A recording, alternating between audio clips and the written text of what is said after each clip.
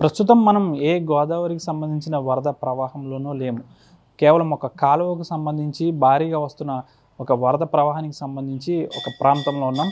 అదే పశ్చిమ గోదావరి జిల్లాలోని పెనుమంట్ర మండలం నత్తారామేశ్వరం గ్రామంలోని గోస్తాని కాలువకు సంబంధించి గత కొన్ని రోజులుగా కురుస్తున్న వర్షాలకు ఎగువ నుంచి భారీగా అయితే వరద ప్రవాహం చేరుకుంటుంది. సాధారణంగా వరద ప్రవాహానికి సంబంధించి ఈ కాలువ నుంచి వరద సక్రమంగా వెళ్లాల్సి ఉంది. అయితే ఈ కాలువకు కనీసం మరమ్మతులు చేయకపోవడంతో పాటుగా ఈ కాలువను కనీసం పట్టించుకోకపోవడంతో దాదాపు వర్షాకాలంలో భారీ స్థాయిలో వరద నీరు రావడం, ఈ వరద నీరంతా చుట్టుపక్కల ఉన్న పంట పొలాలపై విరుచుకుపడడం, రైతులు తీవ్ర ఇబ్బందులకు గురి కావడం ప్రతి ఏడాది కూడా ఇది జరుగుతూనే వస్తుంది. అయితే ప్రస్తుతం మనం పశ్చిమ గోదావరి జిల్లాకు సంబంధించి పెనుమంట్ర మండలం నత్తారామేశ్వరం గ్రామంలోని రామేశ్వర స్వామి వారి ఆలయం వద్ద ఉన్నాం. ఈ ఆలయానికి సంబంధించి మనం చూసుకోవచ్చు, ఏదైతే గోపురం సంబంధించి ఏదైతే మనకి విజువల్స్లో కనిపిస్తుందో ఒక ఆలయం, అది ఎప్పుడు కూడా ఈ గోస్తాని నదికి సంబంధించి 9 నెలల పాటు కూడా రామేశ్వర స్వామి వారి ఆలయం అది 9 నెలల పాటు ఆ విధంగానే నీటిలో ఉంటుంది.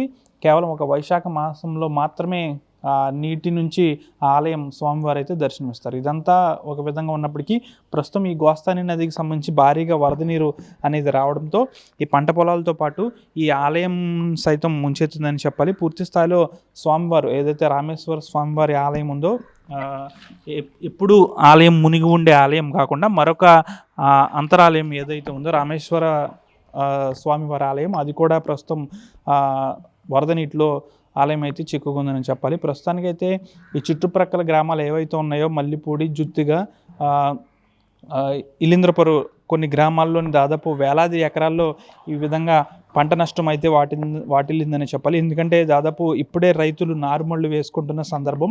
ఈ గోస్తాని నదికి సంబంధించి ప్రతి ఏడాది కూడా సరైన ప్రవాహం లేకపోవడంతో ఈ విధంగా భారీ వర్షాలు వచ్చినప్పుడు ఈ కాలువ నుంచి ఆ వాటర్ అంతా కూడా పంట పొలాలపైకి వెళ్ళిపోతున్న సందర్భం కూడా ఉంటుంది. అయితే ప్రస్తుతం ఈ ఏడాది ఈ కాలువకు మరమ్మతులు చేసినప్పటికీ ఆ వరద ప్రవాహం అనేది ఈ విధంగా మరొకసారి తన ఉగ్రరూపాన్ని దాల్చిందని చెప్పాలి. ఈసారి ఏకంగా గ్రామంలోని ఆలయం లోపలికే వరద ప్రవాహం అంతా చేరుకుంది. పూర్తి స్థాయిలో రైతులు ఆందోళన వ్యక్తం చేస్తున్నారు. దాదాపు వేలాది ఎకరాల్లో నారుమళ్ళు అన్నీ కూడా మునిగిపోయిన పరిస్థితి కూడా ఉందనే చెప్పాలి.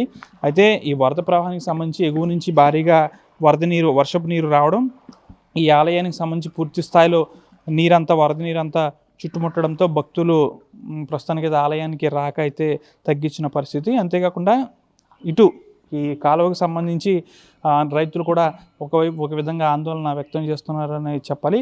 మున్ముందు ఇంకా వాతావరణ సూచన ప్రకారం వర్షాలు మరింత కురిసే అవకాశం ఉంది కాబట్టి ముందు జాగ్రత్తగా ఆలయాన్ని కూడా మూసివేస్తే కాస్త ఇటు ఎవరు రాకుండా ఉంటారు అని చెప్పాలి. ఎందుకంటే కొంచెం ఆలయం నుంచి కొంచెం ముందుకు వెళ్తే అంతా కాలువే ఉంటుంది కాబట్టి ప్రమాదాలు జరిగే అవకాశం ఉంటుంది కాబట్టి ఈ ఆలయాన్ని కూడా మూసివేస్తే భక్తులు లోపలికి వెళ్లకుండా ఉంటారు అని కూడా చెప్తున్న పరిస్థితి. ఏదేమైనప్పటికీ కూడా గోస్తాని నది ప్రతి ఏడాది కూడా ఇటు రైతులతో పాటు ఈ చుట్టుపక్కల గ్రామాల వారందరినీ కూడా భయాందోళన కలిగిస్తుందని చెప్పాలి.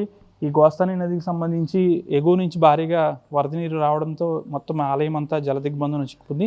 ఈ గోస్తాని నదికి పూర్తి స్థాయిలో మరమ్మతులు చేస్తే తప్ప ఇటువంటి ఇబ్బందులు ఉండవని చెప్తున్నారు. గోస్తాని నదికి మరమ్మతులు చేయాలంటూ కూడా ఈ గ్రామస్తులతో పాటు చుట్టుపక్కల రైతులందరూ కూడా కోరుతున్న పరిస్థితి.